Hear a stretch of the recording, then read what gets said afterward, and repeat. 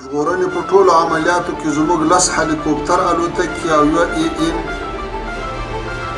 ভারত ও আফগানিস্তানের সম্পর্কের নতুন অধ্যায় খুলে দিতে নয়াদিল্লিতে পা রেখেছেন তালেবান সরকারের পররাষ্ট্রমন্ত্রী আমির খান মুত্তাকি। ভারত সফরে এসে পাকিস্তান ও যুক্তরাষ্ট্রের বিরুদ্ধে কথা বলেছেন তালেবান পররাষ্ট্রমন্ত্রী।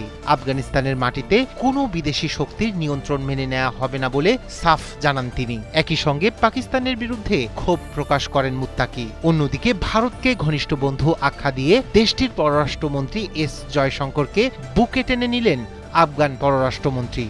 জাতিসংঘের সন্ত্রাসীদের কালো তালিকাভুক্ত এই নেতার সফরকে ঘিরে কূটনৈতিক অঙ্গনে বাড়ছে জল্পনা। বৃহস্পতিবার শুরু হওয়া এই ৮ দিনের সফরকে ঘিরে দক্ষিণ এশিয়ার ভূরাজনৈতিক ভারসাম্যে নতুন বার্তা দেখছেন বিশ্লেষকরা। আফগানিস্তানে তালেবান সরকার ক্ষমতায় ফেরার পর বদলে যায় কাবুলের সঙ্গে ভারতের সম্পর্কের সমীকরণ। তালেবান সরকারের সঙ্গে দূরত্ব তৈরি করতে দেখা গিয়েছিল ভারতকে। সম্প্রতি বদলেছে সেই দৃশ্য। আঞ্চলিক ভূরাজনীতিকে নতুন রূপে রূপ দিতে যুগান্তকারী বার্তা নিয়ে ভারত সফরে এসেছেন আফগানিস্তানের তালেবান সরকারের পররাষ্ট্রমন্ত্রী আমির খান মুত্তাকি। ভারতের মাটিতে বসে একাধিক দেশের বিষয়ে মন্তব্য করেছেন মুত্তাকি।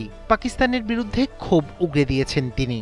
সতর্ক করার সুরে জানিয়েছেন আফগানিস্তানে উস্কে দেওয়ার মতো কাজ যেন তারা না করে। আবার যুক্তরাষ্ট্রকেও বার্তা দিতেও ছাড়েননি তিনি। বাগরাম বিমান ঘাঁটিতে অন্য কারো নিয়ন্ত্রণ চলবে না জানিয়ে তিনি বলেন, তালেবান শাসিত আফগানিস্তানে বইছে শান্তির সুবাস। মিলিটারি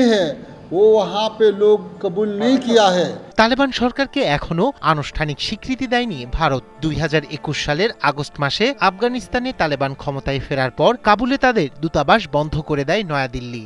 ১ বছর পর বাণিজ্য, চিকিৎসা সহায়তা এবং মানবিক সহায়তার মতো বিষয়গুলোকে সহজতর করার জন্য সেখানে ছোট মিশন খোলা হয়। তবে ধীরে ধীরে বদলেছে সেই সম্পর্ক। আফগানিস্তানের পররাষ্ট্রমন্ত্রীকে স্বাগত জানিয়ে জয়শঙ্কর বলেন, ভারত ও আফগানিস্তানের সম্পর্কের জন্য এই সফর অত্যন্ত গুরুত্বপূর্ণ। অন্যদিকে ভারতকে আফগানিস্তানের ঘনিষ্ঠ বন্ধু বলে সম্বোধন করেছেন আফগান পররাষ্ট্রমন্ত্রী। ভারত এবং আফগানিস্তান দুই দেশই সন্ত্রাসবাদের বিরুদ্ধে জানিয়ে তিনি বলেছেন, আফগানিস্তানের ভূখণ্ডকে অন্য কাউকে ব্যবহার করতে দেয়া হবে না। তার ইঙ্গিত পাকিস্তানের দিকে। জাতিসংঘের সন্ত্রাসীদের কালো তালিকাভুক্ত এই নেতার সফরকে ঘিরে কূটনৈতিক অঙ্গনে বাড়ছে জল্পনা।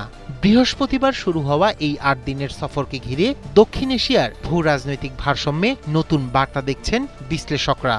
আফগান সংবাদ মাধ্যম তোলো নিউজ জানিয়েছে, মুত্তাকির এই সফরের শীর্ষ আলোচ্য বিষয় তালেবান সরকারের আন্তর্জাতিক স্বীকৃতি অর্জন। তবে ভারত এখনই সে পথে হাঁটবে না বলে মনে করছেন বিশ্লেষকরা। তাদের মতে পাকিস্তানের সঙ্গে তালেবানের বিরোধ ভারতের জন্য সুযোগ তৈরি করেছে, যা দিল্লি কৌশলগতভাবে কাজে লাগাতে চায়। রায়হান কবি শুভ্র, ৭১।